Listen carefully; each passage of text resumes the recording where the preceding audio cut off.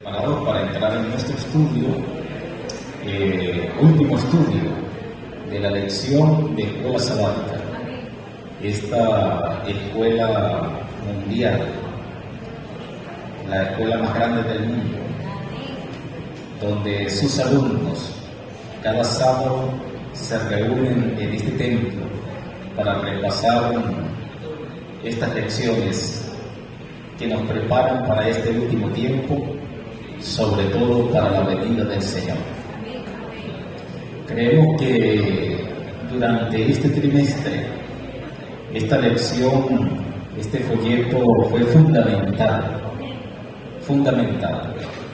El título de la lección son los 3 mensajes cósmicos.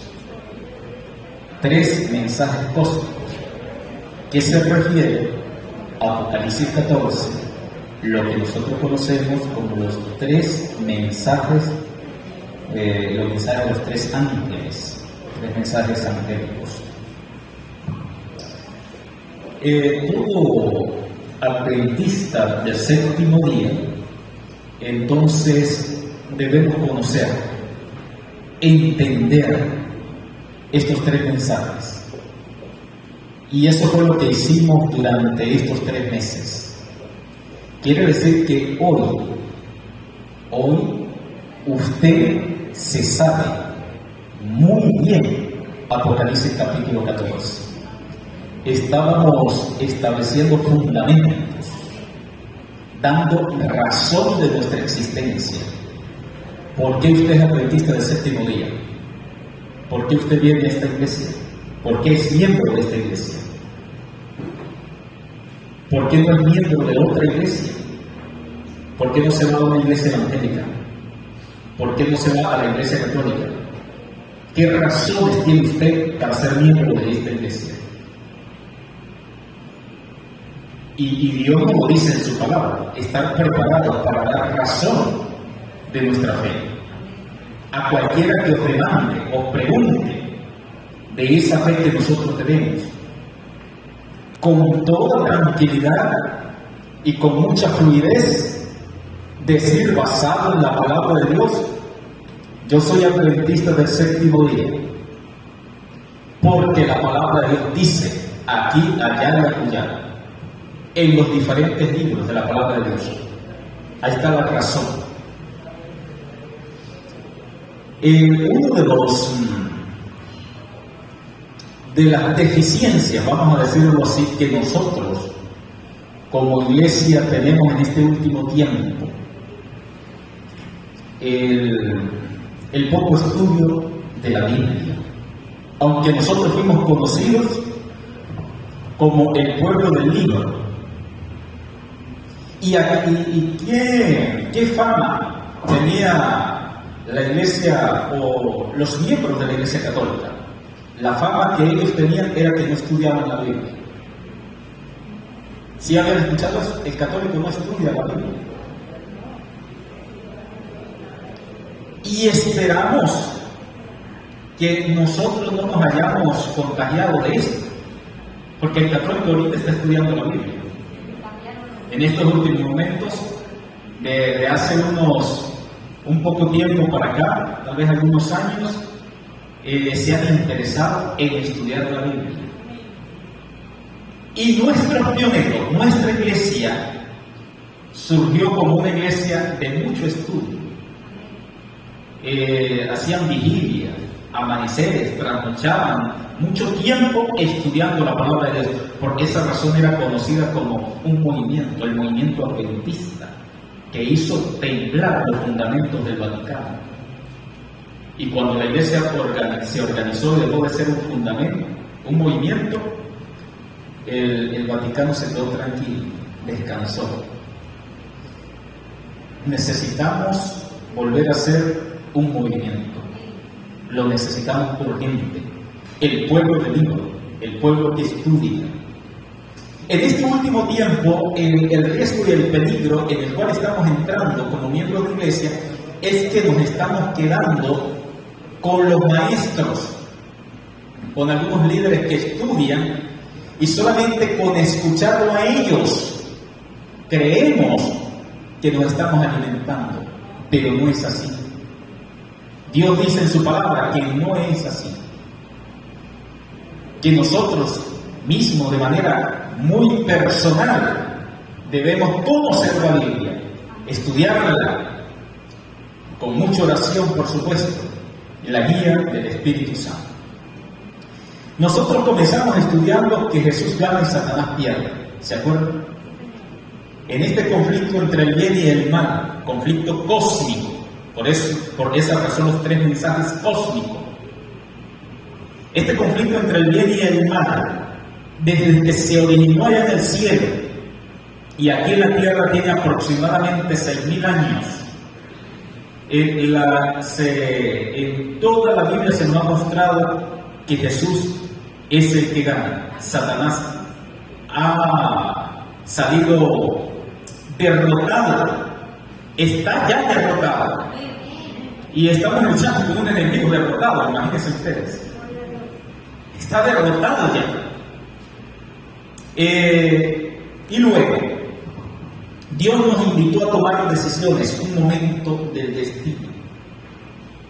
La mies de la tierra está madura, los racimos de uva están maduros. Eso quiere decir que tomaron una decisión cuando escucharon el mensaje de los 3 ángeles. Eso está en Apocalipsis 14, versículos 14 al 20.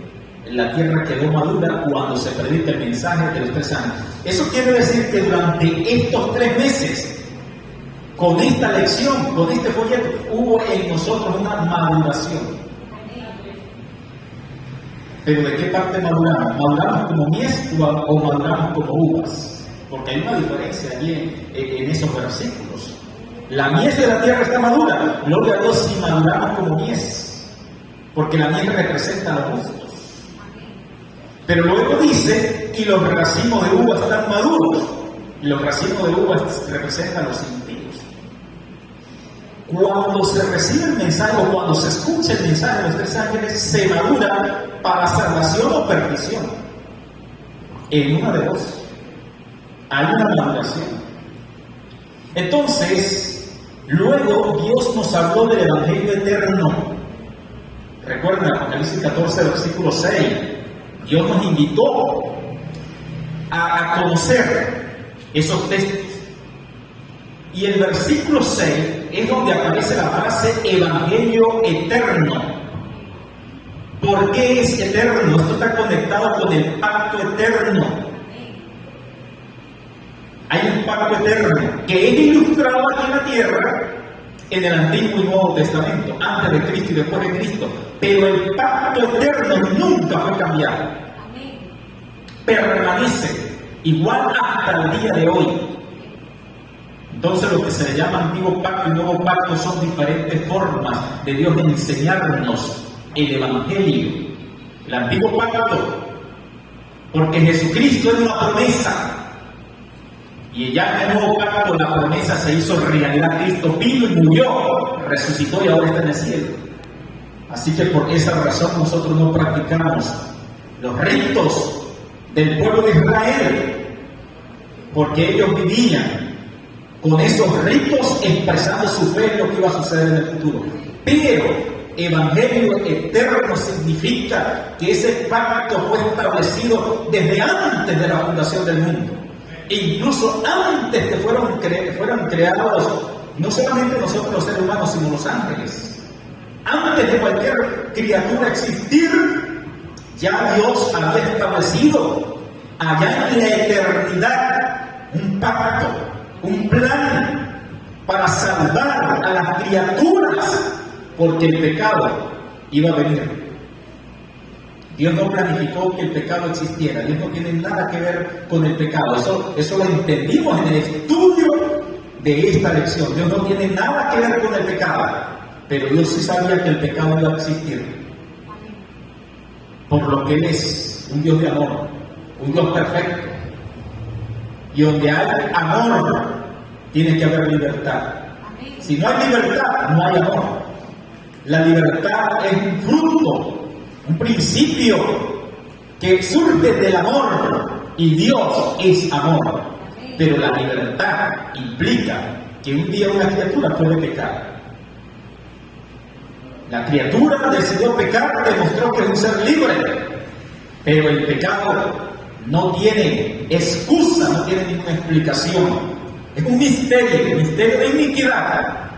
En un mundo feliz y perfecto delante de Dios, decidió pecar. No sabemos, pero sí demostró que era una criatura libre. Entonces, el Evangelio eterno estaba para eso. ¿Cómo resolver el problema del pecado?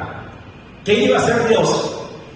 Y la forma como Dios resolvió el problema del pecado demostró que Dios no es culpable. Dios salió inocente. No tiene nada que ver con el pecado. Por eso se declara que Dios es justo, santo y verdadero sus caminos. El Evangelio eterno, Cristo en la cruz, muriendo por nosotros. Su justicia. Y este Evangelio eterno, ahora contextualizado en nuestro tiempo, tiene dos principios fundamentales. Dios nos perdona del pecado. Y Dios nos da el poder para vencer el pecado. Ese es el Evangelio, esencia del Evangelio que predica la Iglesia Adventista del séptimo día. Esto era muy importante que nosotros lo hayamos entendido. Dios nos perdona del pecado y ¿qué más? ¿Cuál es el segundo principio?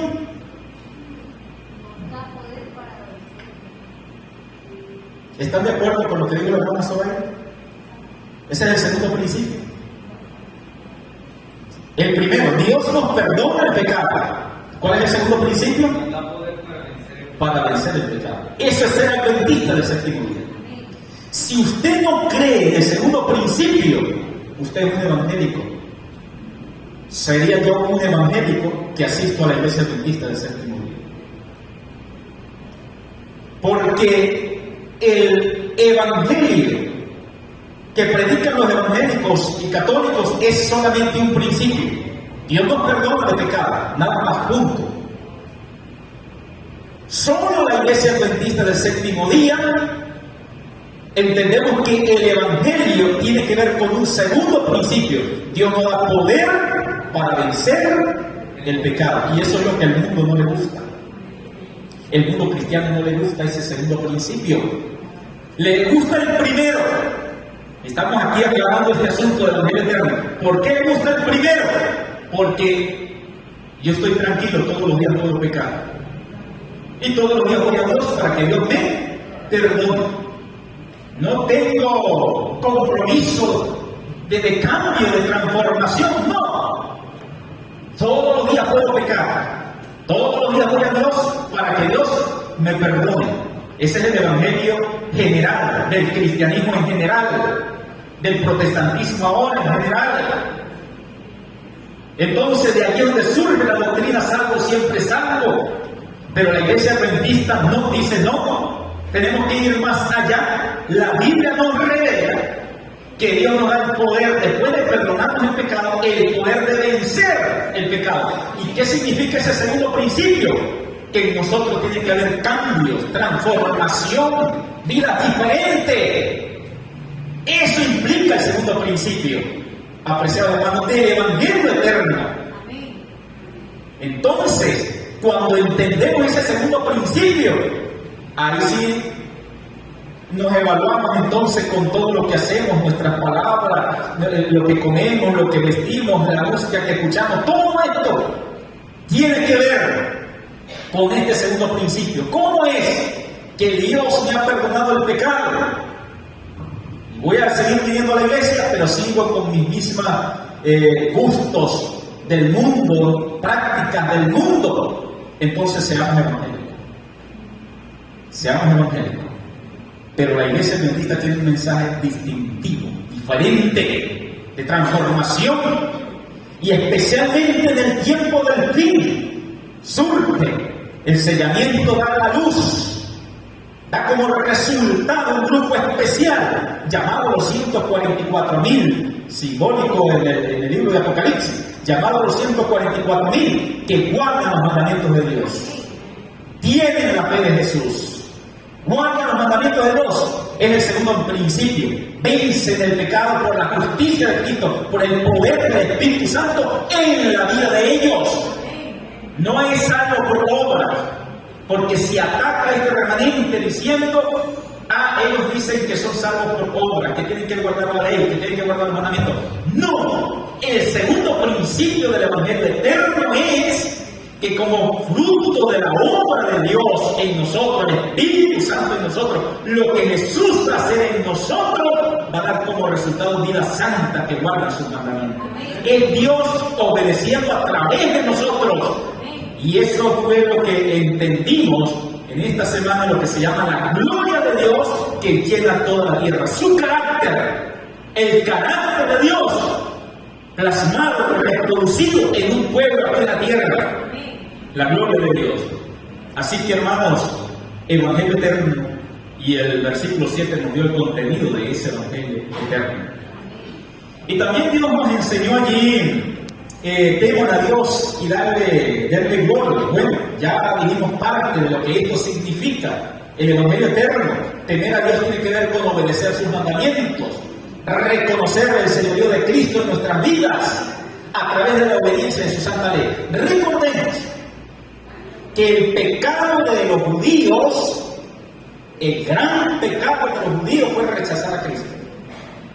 El gran pecado del cristianismo en este tiempo, en el tiempo del fin, es rechazar la ley de Cristo. Ahí está la diferencia. Por eso, verdad presente.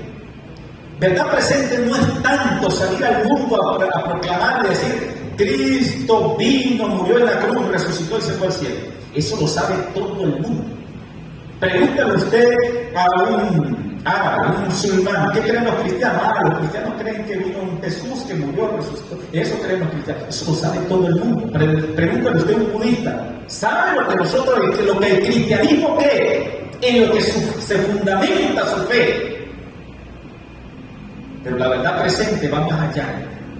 Ahora no solamente que Cristo murió y resucitó, sino el levantar la bandera del Evangelio de Cristo, su santa ley, su carácter que tiene que ver con misericordia, perdón, pero también tiene que ver con justicia.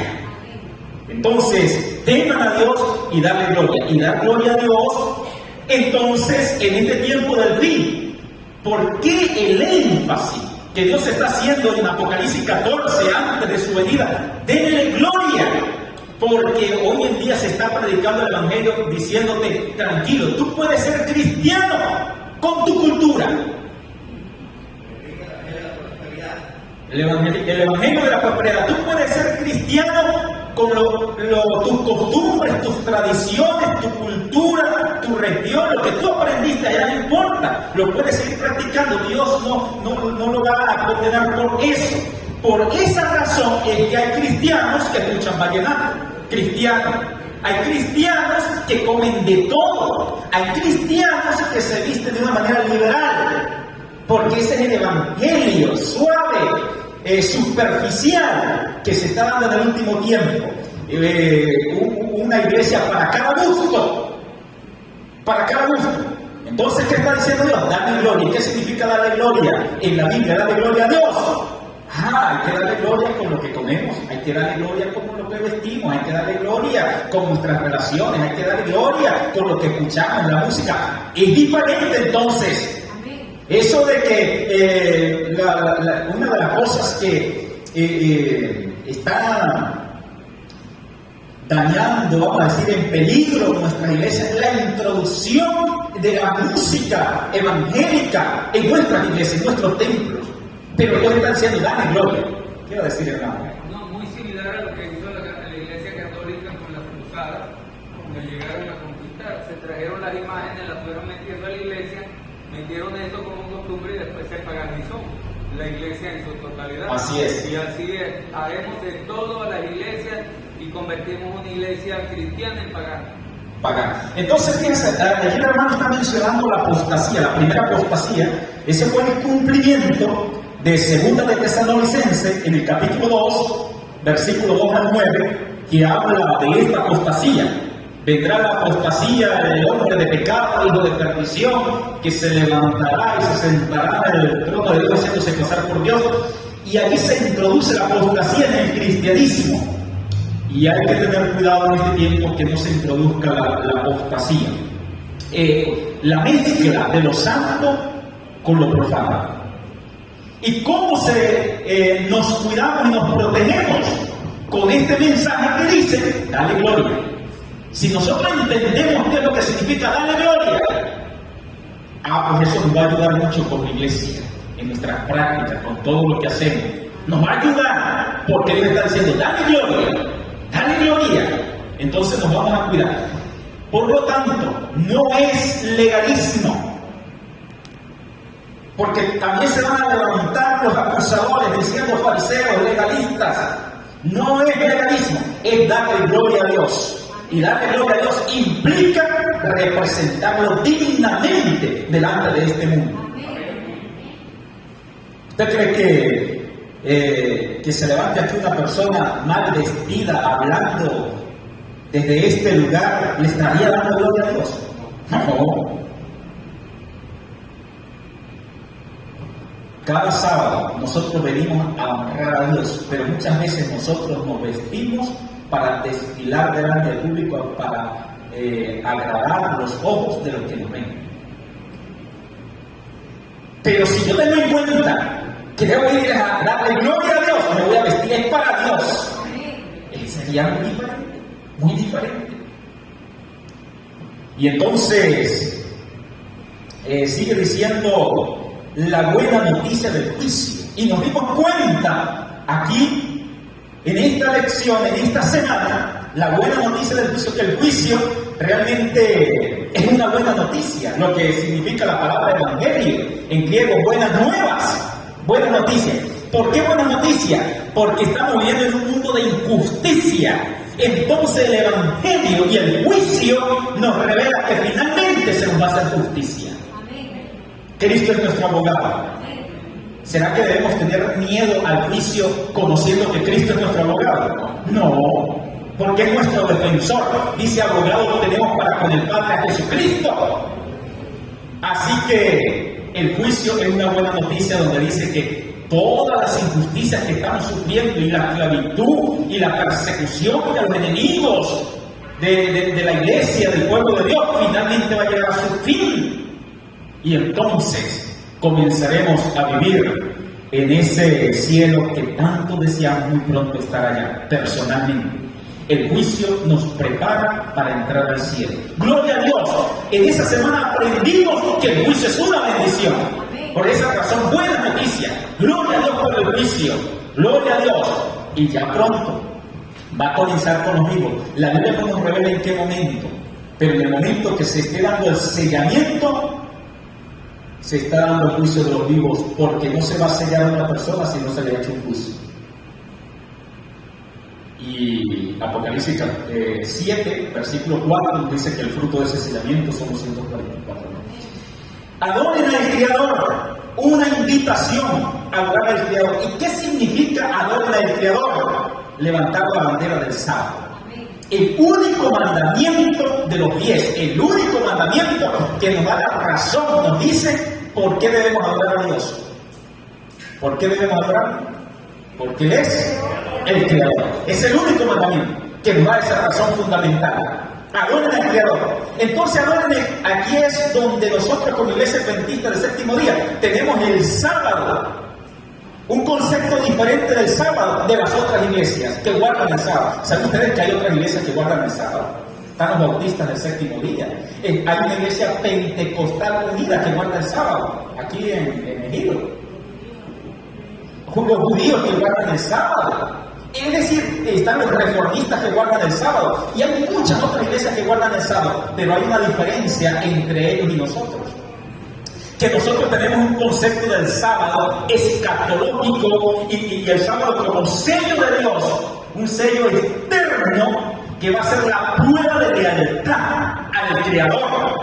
Por lo tanto, aquí en esta semana, cuando Dios nos invitó a adorar al Creador, es a levantar la bandera del sábado, porque el evolucionismo se está metiendo ahora en las iglesias. Ya lo tenemos en la iglesia católica, que lo está enseñando de manera abierta Usted puede leer la encíclica desde Juan Pablo II, luego lo mencionó nuevamente el Papa Francisco en su encíclica, dando la base a la evidencia de que venimos de un proceso de evolución.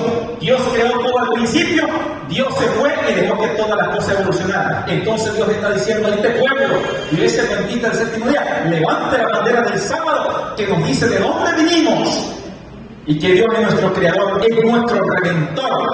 Y el sábado nos concentra en el cielo nuevo y la tierra nueva. Esas son las tres grandes bendiciones que tenemos del sábado. Es decir, que el Evangelio, si hay un mandamiento de los 10, donde vemos el concepto del Evangelio, es en el cuarto mandamiento, en el sábado, porque el Evangelio nos dice que Dios es creador, venimos de la mano del creador. El Evangelio nos dice que Dios es nuestro redentor, lo dice Deuteronomio capítulo 5, versículo 12 al 15, que Él nos hizo libres de la esclavitud de Egipto y Él nos representa hoy libres de la esclavitud del pecado, es nuestro redentor. Y el Evangelio nos dice a un acontecimiento futuro donde Dios nos va a llevar, ¿a dónde? A la santa ciudad, la Nueva Jerusalén. Y el sábado nos presenta esos tres principios del Evangelio. Adoren al Creador. Eso está unido con el sábado y el fin de la siguiente semana, una ciudad llamada Confusión. Nos invitó a entender durante este trimestre, estudiamos lo que significa Babilonia, el mensaje del segundo ángel, caída es Babilonia. ¿Por qué Babilonia cae? ¿Qué fue lo que provocó la caída de Babilonia? El mensaje del primer ángel. Esa ciudad llamada Confusión. En el tiempo del fin son todas las iglesias, todos los movimientos religiosos, este tiempo que confunden al ser humano, pero tiene una cabeza, una madre, dice Apocalipsis 17, la gran ramera. La Biblia habla de manera muy explícita y clara acerca de esta gran ramera, de la bestia, que es el mismo cuerpo pequeño de Daniel 7 y Daniel 8, es el mismo hombre de pecado que dice el apóstol Pablo en segunda Tesalonicenses capítulo 2, y es el mismo dragón de Apocalipsis 12, es la misma bestia de Apocalipsis 13. Es muy explícita, pero Dios habla del sistema como tal, no de los miembros, no de las personas que asisten a esta religión. No podemos levantarnos y decir, usted es Babilonia, usted es la bestia, usted tiene la marca. No, Dios habla del sistema. ¿Y saben qué dice Dios del sistema? El sistema está dañado, es irreversible, el sistema no tiene solución. Claro, la única solución que Dios da en Apocalipsis 18 es salir de allí por lo mismo. ¿Por qué salir de allí? Porque el sistema es irreversible, es un cáncer incurable, Babilonia. Y en el tiempo del fin, ¿qué va a pasar con Babilonia? Lo estudiamos esta semana, Apocalipsis 18. Se hace guarida de todo espíritu inmundo, ave aborrecible. Eso es Babilonia. Entonces, Dios en este trimestre nos invitó a entender y todas las doctrinas que predica Babilonia, cómo son completamente, forman parte del pino de la fornicación, con la cual contamina el mundo. Y entonces Dios nos hace un llamado a prepararnos en la verdad de la palabra de Dios. Santifícanos en tu verdad. Entonces, una bendita del séptimo día debe conocer la verdad. Decir, escrito está. Porque Babilonia está usando la Biblia para justificar la idolatría, para justificar la adoración de imágenes, para justificar el purgatorio. Están predicando y lo están justificando con la Biblia, el purgatorio, para justificar el bautismo de niños recién nacidos. Babilonia está haciendo eso. Para justificar, Babilonia está atacando la doctrina de la deidad, está atacando la doctrina de la segunda venida de Cristo. El infierno, las profecías con este método de interpretación preterista y futurista. Por eso es que la lección en esta semana nos llevó a dar un repaso de Daniel 2. Daniel 2 nosotros no lo vemos a de memoria, siempre se predica Daniel 2. Un repaso.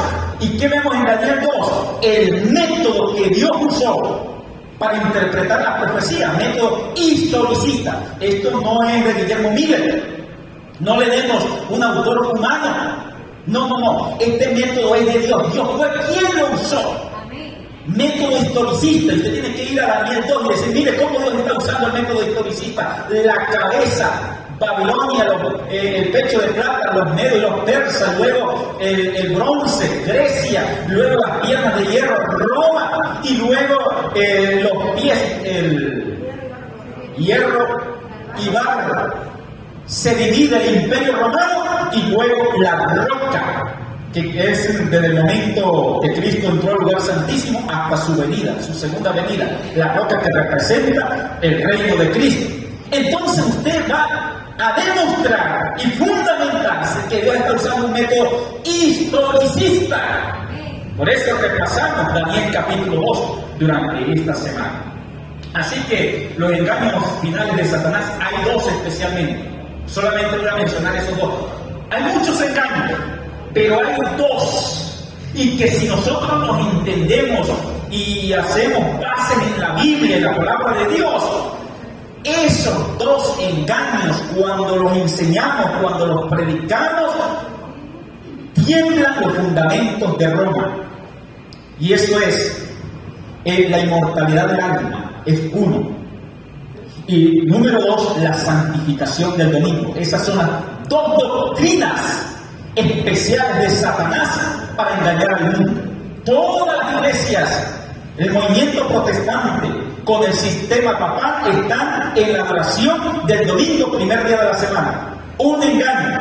Y el segundo engaño, la inmortalidad del alma, de donde depende el espiritismo, los milagros modernos, el hecho de que la mente cree que la persona cuando muere realmente no muere, sino que sigue viva. Eso es un engaño satánico. Y esos dos engaños el diablo lo está usando para unir al mundo en este tiempo. Esos tres espíritus del mundo en forma de rana que van a los reyes de toda la tierra, según Apocalipsis 16. Así que los engaños satánicos del tiempo del fin, tenerlos en cuenta y estar fundamentados en la palabra de Dios. El sello de Dios y la marca de la bestia, primera y segunda parte, que fue los últimos temas que estudiamos. Ya ustedes vieron el repaso de la lección del sábado pasado, ¿verdad? Allí había un resumen de este asunto tan importante, la marca de la bestia, el sello de Dios. El 666 es un número simplemente para identificar a Babilonia. Y en Apocalipsis 13, como hay tres poderes, y Dios nos está diciendo son tres poderes humanos, por esa razón 666. Pero cuando usted ve en Apocalipsis 13 lo que hace la bestia, que es el ataque especialmente a la primera tabla de la ley, tiene que darnos a entender que su marca tiene que ver con alguna cosa que nos lleva a quebrantar la ley. Entonces, como Dios nos da con lujo y detalle quién es la bestia, todas sus características, no tenemos ni la más mínima confusión en cuanto a esto. Nos revela quién es la bestia. Uno le pregunta a la misma bestia y cuál es su marca. La misma bestia dice cuál es su marca. La bestia dice, nuestra marca es el domingo. Así lo dice. Representada en el sol, ¿no? Así es, día del sol. Eso viene de Roma, día del sol. La misma bestia dice, nuestra marca, ese es el sello de nuestra autoridad. Nuestra marca es el día domingo. Y eso lo estudiamos durante esas 2 semanas. Y el sello de Dios, el día sábado. De manera específica, de manera general, los 10 mandamientos, el evangelio eterno, el carácter de Dios. Y se demuestra allí en el sábado. Y terminamos con el tema de esta semana, encendidos ¿con qué? Con la gloria de Dios. Apocalipsis 18. Encendidos con la gloria de Dios. Fundamentados en la verdad.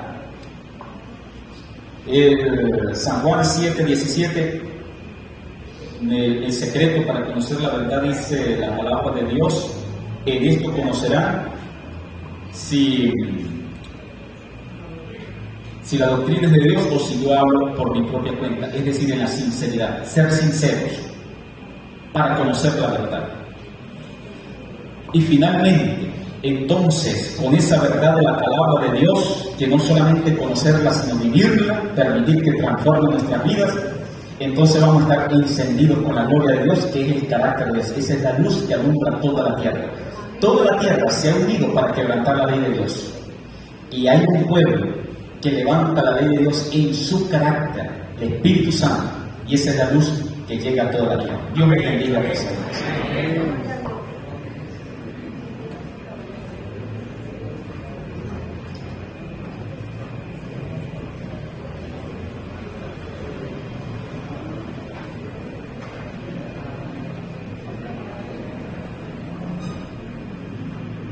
Agradecido con el pastor por este resumen tan espectacular que nos hizo, con este recorrido por Apocalipsis, ¿verdad? Por el